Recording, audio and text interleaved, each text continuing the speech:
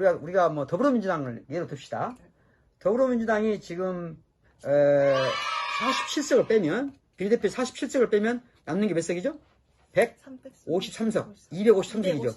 예. 자, 253석에서 만약에 더불어민주당이 253석에서 뭐 간단히 그냥 쉬운 말로 반제를 얻으면 몇 석이죠?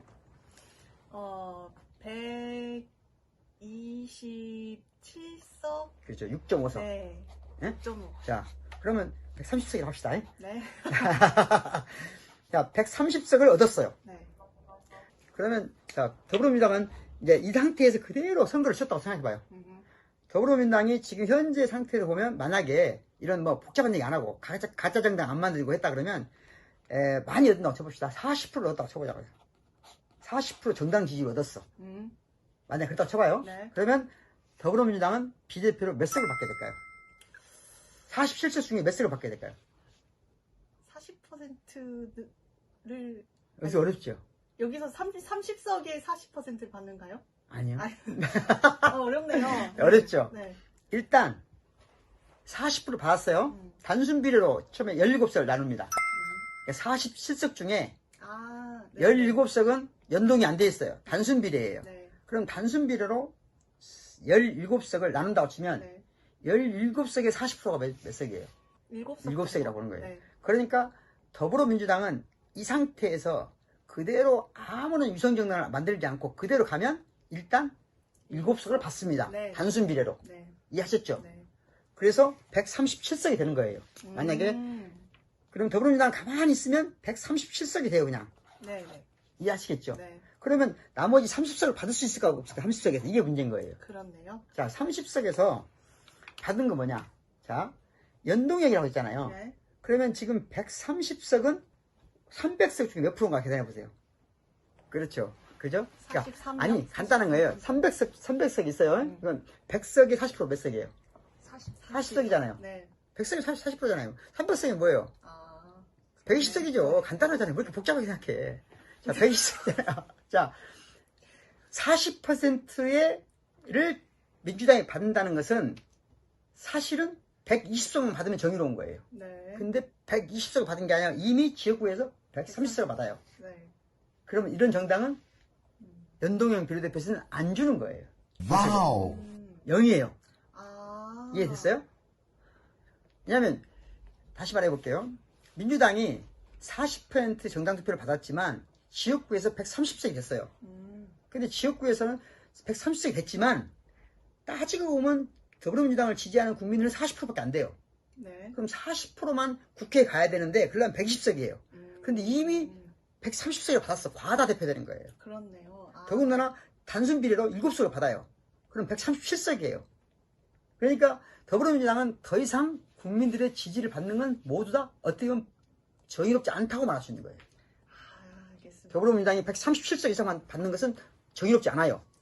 그래서 더불어민주당은 쉽게 말하면 한 석도 못 받아요. 30석 중에. 그럼 정리해 보자면 이제 지역구 의원 수와 정당 득표율을 이렇게 놓고 연동을 그렇지. 시킨다 했을 그렇지. 때 지역구 의원이 정당 득표율보다 더 많거나 똑같거나 했을 때는 준연동형 비례대표라는 30석에 대해서는 못 받는 거고요. 그래서 와우. 영석이 되는 거예요. 네. 그러면 민주당으로서는 가장 정의로운 기준은 뭐냐? 137석에 만족하는 거예요. 똑같은 말로 하면 자유한국당 당시에 자유한국당도 마찬가지예요.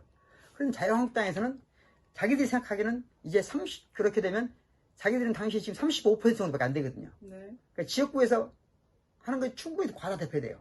그러니까 둘 다 아무 정도 못 받는 거예요. 이걸 못 견디겠다는 거예요. 그래서 가짜 정당을 만들기 시작한 거죠. 네. 어떤 정당 만드냐? 자, 이제 쉽게 말하자면 자유한국당에서 미통당이라는 걸 만들고 또 하나 뭘 만들었죠? 미래한국당이 이제 만들었어요. 그럼 미래통합당은 아예 비례대표를 안 내겠다는 거예요. 안 내. 0. 그리고 미래한국당에서 한국당이 가죠. 한국당 통합당. 네. 한국당에서 이제 비례대표를 내요. 네. 그러면 거기가 만약에 국민의 지지로 오면 30%라고 칩시다. 쉽게. 네. 아까 더불어민주당 40%고 했는데 한국당하고 한국당 플러스 통합당 통합당 플러스 한국당 하면 국민의 지지가 30%라고 단순 가정 해보자고요. 그런데 만약에 한국당만 있을 경우는 지역구에서 받는 의석수, 자 120석이라고 쳐봅시다. 네. 지역구에서 받는 의석수가 120석 얻었어요. 네. 그리고 30%니까 30%에 대한 17석 중에서 30%에 대한 정당을 받으면 대략 한 5석. 네. 그럼 125석을 갖는 정당이 되는 것이 이 정당이에요.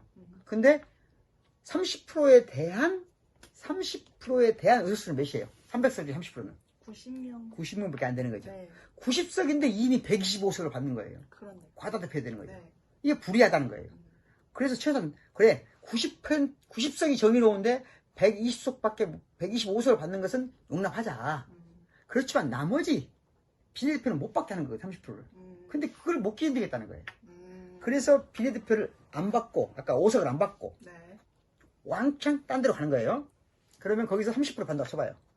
이 30%에 대한 연동형을 순전하게 하나의 후보도 되지 않은 지역구에서 하나 당선되지 않은 데서 아하. 30%에 대한 해당되는 분배를 그대로 받겠다는 거예요. 그렇군요. 예. 그러니까 이건 연동형 비례대표제의 의도와는 완전히 정반대는 겁니다. 그렇네요. 연동형 비례대표제의 의도는 지지받는 만큼 의석수를 갖게 하자 했는데 미래통합당? 통합당이 이미 과대표가 되고 있는 것을 물론이고 이걸 왜곡시켜 더 받겠다고 하면서 유성정당을 만들었어요. 그러니까 이제 시민을 중에서 범진보 진영에서도 이제 그런 정당을 만들고 있는 거고, 그래서 범진보 진영은 이제 세 갈래로 나눠졌잖아요. 네. 어디 있죠? 더불어시민당, 열린민주당, 그리고 정의당. 예. 굉장히 헷갈리실 것 같아요, 이제. 자, 또는 뭐 보수적으로 생각하고 우리가 그 국민의당까지 해볼까요? 민생당이요? 국민의당, 네. 민생당까지. 네네. 우리가 미통당 아까 얘기했으니까 네. 여기는 독자로 분명히 이제 여기 연동형 비례대표제를 왜곡시킨 어떤 이제 상태로 간 거니까. 그렇다면 아주 쉬운 말로 하면 이런 거거든요. 이제 나머지 정당들이 연합해서 이제 어떤 상황이 되느냐. 자, 간단합니다. 지금은 연동형 비례대표제 30석을 나눠가는 방식인데 여기에 나눠 가지려면 두 가지 조건 중에 하나만 충족시키면 돼요. 뭘 것 같아요? 3%를 넘어야 돼. 네, 그렇죠. 3%를 넘은 모든 정당은 뭐가 돼요? 비례대표 의석을 나눠갔습니다. 네. 그것은 3%니까 몇 석이다 정해지잖아요. 예, 정해지지 않아요. 나중에 시간 되면 제가 계산 방식도 설명드릴 수 있는데 오늘은 그건 너무 복잡할 것 같아요. 그죠? 네. 자, 그러니까 3%를 넘었으면 무조건 비례대표 의석을 받습니다. 또 어떤 경우 3%는 넘지 않았지만 지역구에서 5석 이상 나온 경우예요. 그러니까 예를 들고 있어요. 민생당이 지역구에서 5석을 냈어요. 5석을 냈어요. 근데 정당 득표율에서는 2% 받았어요. 그래도 여기는 부회분을 받습니다. 이해하시겠어요? 사람들이 3%만 생각하는데 그게 아니고 민생당의 경우 예를 들자면 지역구를 5명 강성시킨다. 그러면 정당 득표율이 3% 미만이어도 받는다는 거예요. 이해하겠죠? 비례대표를 받습니다. 그러니까 3% 이상이거나 지역구 당선이 5명 이상이면 그렇습니다. 준연동형 비례대표 그 안에서 비례대표를 받을 수 배분 받을 수 있다는 거죠. 그러니까 지금 배분 받을 수 있는 정당은 다 일단 3%를 넘을 걸로 예상하는 네. 첫 번째 지금 우리가 일반적으로 생각했을 때 한국당, 더불어시민당, 열린민주당, 정의당, 그 다음에 안철수의 국민의당, 그 다음에 민생정당 정도가 지금 후보로 가야 돼요. 6개 정당 정도가 이제 나눠가는 거거든요. 네. 몇 퍼센트 상대가 몇 퍼센트 갔냐에 따라 다 달라져요, 이게. 네. 그건 계산 방식이 있는데, 어쨌든 3%를, 저는 국민의당도 3%를 넘는다고 생각하면 거기도. 자, 그렇게 됐을 경우에 이제 시민들한테는 그런 고민이 있을 것 같아요. 어디를 찍어야 될까? 예. 많이 고민되죠. 예, 그러면 이런 거예요. 최소한 오해를 하지 말아야 할 게 있어요. 어떻게 나눠지면 손해인가? 아니에요.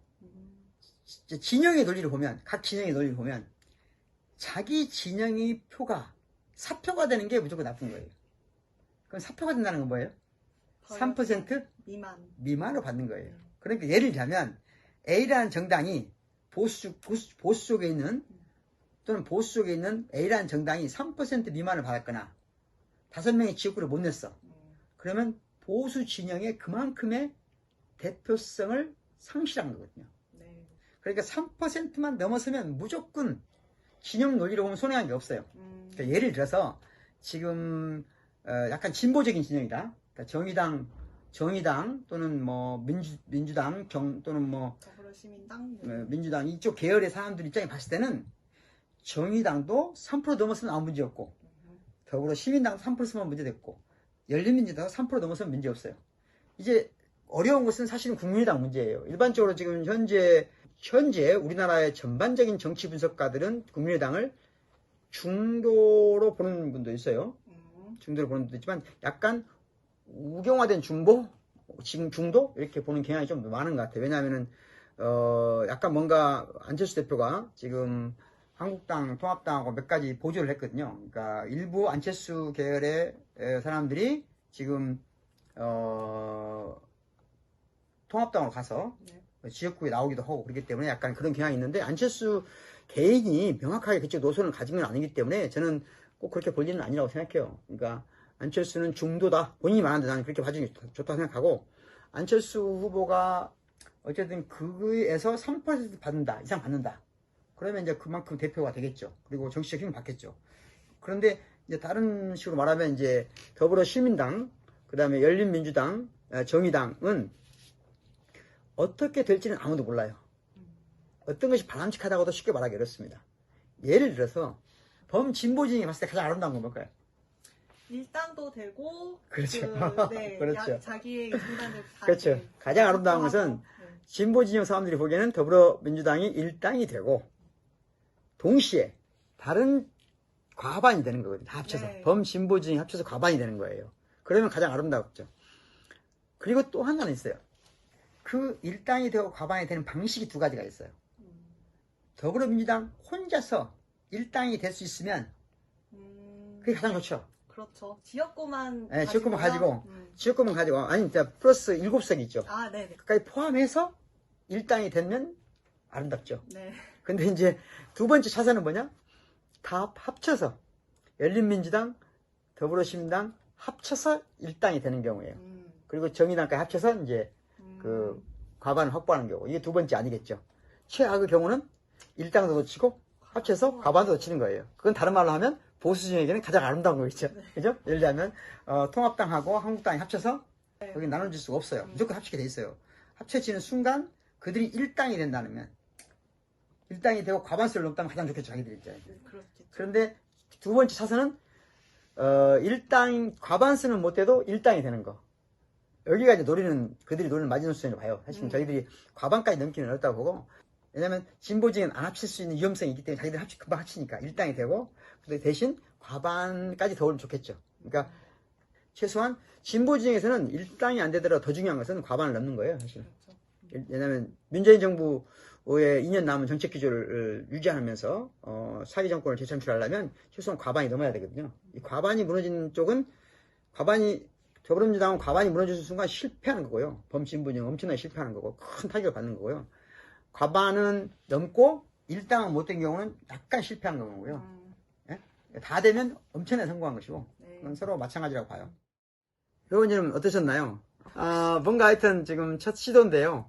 연동형 비례대표제에 관련된 이 영상을 보시고 좀 의견을 주셨으면 좋겠어요. 뭔가 이해가 안 된다 그러면 다시 이해가 안 되는 부분을 모아서 다시 서비스를 하는 그런 Q&A 시간. Q&A 시간을 갖도록 하겠습니다. 그래서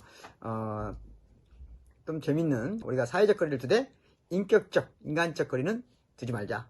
이런 취지에서 시민자유대학의 어떤 프로그램을 진행해 보도록 하겠습니다. 감사합니다. 네, 감사합니다.